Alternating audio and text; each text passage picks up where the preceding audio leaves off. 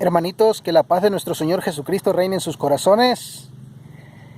Vamos a tratar un tema, hermanos, muy delicado, pero muy interesante y muy importante para nosotros los católicos. A hoy en día que hay mucha confusión sobre esto, y se trata de la infalibilidad papal. Y vamos a descubrirlo a la luz del Evangelio, de la palabra de Dios, para no quedarnos solamente con una media verdad, sino con la verdad plena y completa. Vamos a ver en el Evangelio de San Mateo capítulo 16, del 18 al 19. Dice: y ahora yo te digo, tú eres Pedro, o sea, piedra, y sobre esta piedra edificaré mi iglesia. Los poderes de la muerte jamás la podrán vencer. Yo te daré las llaves del reino de los cielos. Lo que ates en la tierra quedará atado en el cielo, y lo que desates en la tierra quedará desatado en el cielo. Palabra del Señor. Aquí tenemos, mis hermanos, en la Sagrada Escritura, cuando nuestro Señor Jesucristo le da a Pedro esa autoridad sobre la iglesia, que Él va a edificar. No Pedro, Cristo es el que va a edificar su iglesia en Pedro, como roca. Y le está dando la autoridad y le dice que le da las llaves y le da poder para atar y desatar. Entonces, esto no queda duda de que Pedro es elegido para esta misión de parte de nuestro Señor Jesucristo y que tiene la autoridad en la iglesia de nuestro Señor Jesucristo. Ahora vamos a ver también en Juan 21, 15 al 18, ¿qué le dice Jesús a Pedro? Dice así, Juan 21, del 15 al 18. Dice: cuando terminaron de comer, Jesús dijo a Simón Pedro: Simón, hijo de Juan, ¿me amas más que estos? Contestó: sí, Señor, tú sabes que te quiero. Jesús le dijo: apacienta mis corderos. Le preguntó por segunda vez: Simón, hijo de Juan, ¿me amas? Pedro volvió a contestar: sí, Señor, tú sabes que te quiero. Jesús le dijo: cuida de mis ovejas. Insistió Jesús por tercera vez: Simón Pedro, hijo de Juan, ¿me quieres?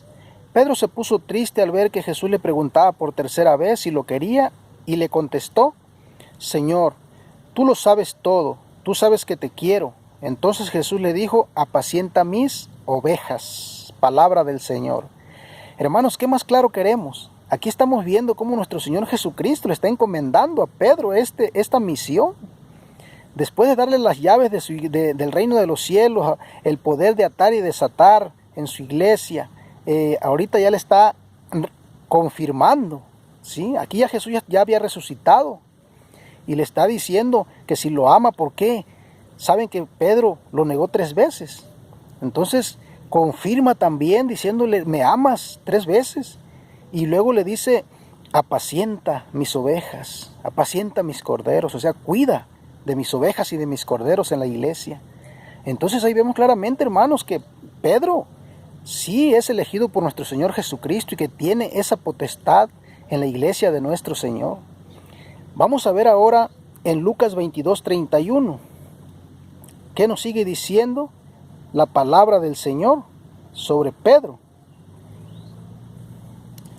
Simón, Simón, mira que Satanás ha pedido permiso para sacudirlos a ustedes como trigo que se limpia. Pero yo he rogado por ti para que tu fe no se venga abajo, y tú, cuando hayas vuelto, tendrás que fortalecer a tus hermanos. Palabra del Señor. Qué hermoso, hermanos. Fíjense aquí lo que le está diciendo el Señor a Pedro, que Satanás ha pedido permiso para zarandear a la iglesia, pero dice: pero yo he rogado por ti para que tu fe no se venga abajo. Hermanos, esta es una realidad, esta es una verdad que nuestro Señor Jesucristo le promete a Pedro, y que está orando por él y que está rogando por él para que su fe no se venga abajo. Esta es una realidad que debemos de creer, que Jesucristo puso al Papa, que tenemos a hoy también, y que Él está al pendiente y está rogando por él para que su fe no se venga abajo. Porque dice: Satanás ha pedido permiso para zarandearlos, para sacudirlos como se hace con el trigo. Y es lo que está pasando en nuestra iglesia, en la iglesia de nuestro Señor Jesucristo, la iglesia católica. Ven por lo que estamos pasando. Pero sabemos que Cristo cumple su promesa. Pero también, hermanitos, tenemos que ser conscientes de que Pedro no es Dios, de que Pedro no es Cristo. Vamos a ver ahora lo que dice la Sagrada Escritura sobre esto. Ahora vamos a ver en Mateo 16, 21, ¿qué nos dice aquí? 16, 21, donde nos habla también de la otra cara de Pedro, de la realidad de Pedro.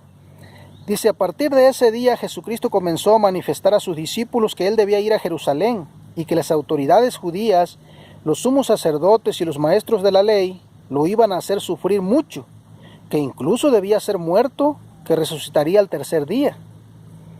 Pedro lo llevó aparte y se puso a reprenderlo. Dios no lo permita, Señor, nunca te sucederán tales cosas. Pero Jesús se volvió y le dijo, pasa detrás de mí, Satanás, tú me harías tropezar. Tus ambiciones no son las de Dios, sino la de los hombres. Palabra del Señor. Acababa de darle la autoridad de su iglesia, las llaves, de atar y desatar también le había dicho en la iglesia. Y ahorita Pedro ya está siendo tentado, ya está pensando como hombre. ¿Qué nos está diciendo, hermanitos? Que Pedro es hombre, que Pedro no es Dios, aunque Jesucristo le dio esa potestad en su iglesia, que se puede equivocar. Y este es el problema de hoy de muchos católicos, que creemos que el Papa no se puede equivocar, ¿sí? Ahorita vamos a ver lo que es la infalibilidad papal, en donde no se puede equivocar. Vamos a ver ahora, hermanitos, en Gálatas, ¿qué nos dice la Sagrada Escritura? Gálatas 2:11. Dice, tiempo después Cefas vino a Antioquía, le enfrenté en circunstancias en que su conducta era reprensible. En efecto, antes de que vinieran algunos allegados de Santiago, comía con los hermanos de origen no judío, pero después de que llegaron estos, empezó a alejarse y ya no se juntaba con ellos por temor al grupo judío.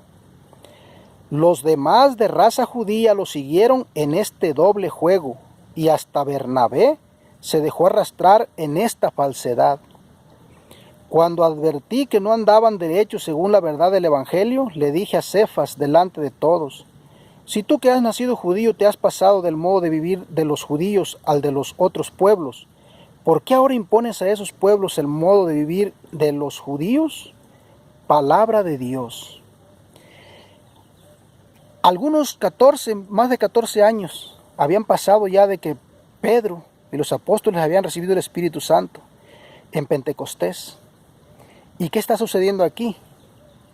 Pedro, dice, ya estaba actuando de una forma contraria a la luz del Evangelio de nuestro Señor Jesucristo. Y se estaba arrastrando con él a Bernabé y a un grupo de judíos. ¿Se fijaron, hermanos? Lo que nos está diciendo la palabra de Dios de Pedro. Tenía la autoridad de parte de Cristo y Pablo lo reconocía como uno de los pilares de la iglesia. Sin embargo, Pablo, cuando se da cuenta de que está actuando de una forma contraria al Evangelio de Cristo y que está arrastrando a un grupo de judíos y al mismo Bernabé, no se quedó callado. Lo reprende, lo corrige. ¿Se dan cuenta? Aquí tenemos, hermanos, al verdadero Pedro.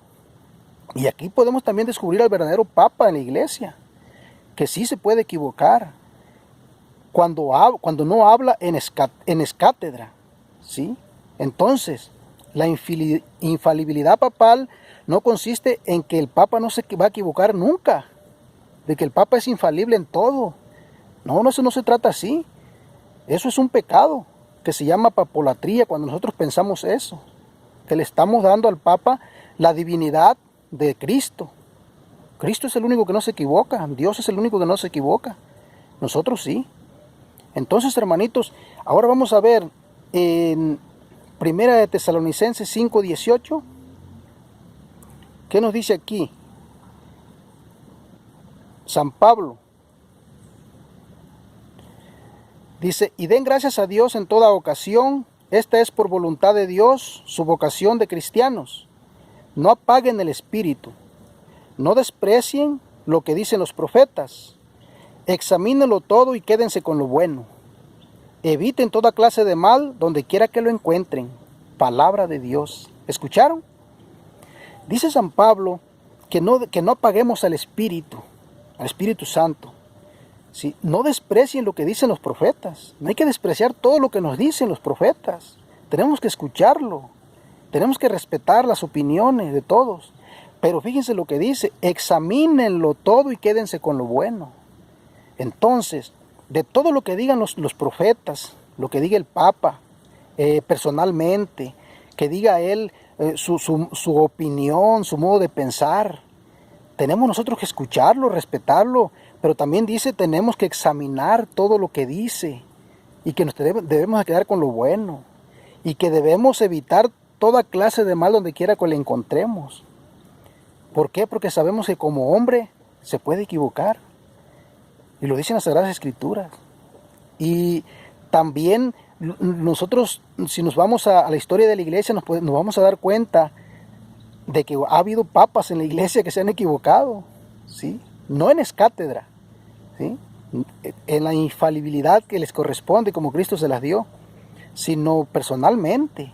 Hay papas que se les llama papas herejes, porque su modo de pensar a veces era desviada, ¿sí? de la doctrina, del magisterio de la iglesia. Y no la gente estaba obligada a seguir, a obedecer esas herejías. Esta es una realidad, mis hermanos. Entonces, la infalibilidad papal, ¿en qué consiste?